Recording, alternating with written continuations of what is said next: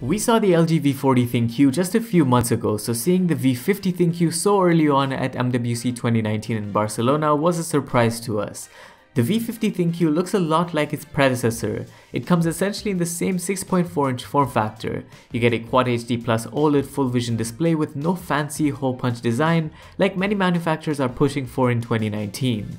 The phone sticks to the now more traditional notch style approach, which houses two cameras, a standard 8-megapixel one and a wide-angle 5-megapixel lens.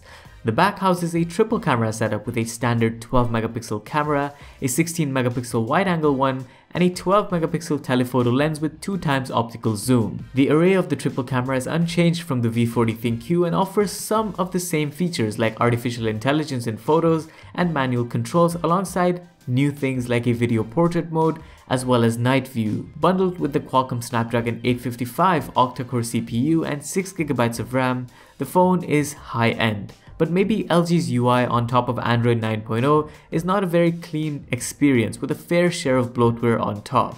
Although much of the phone being a small refresh, one of the biggest things going for this phone is its 5G connectivity. The other unique aspect about the phone though is the dual screen capability. There's a second screen that attaches to the phone like a case and uses wireless battery power from the phone to operate.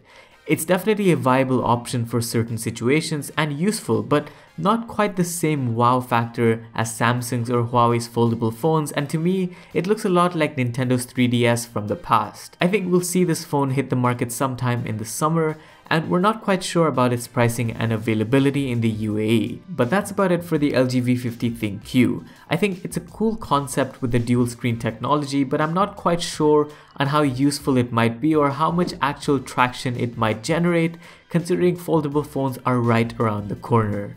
Thanks for watching this video. Make sure to like and subscribe, and I'll see you in the next one. Adios.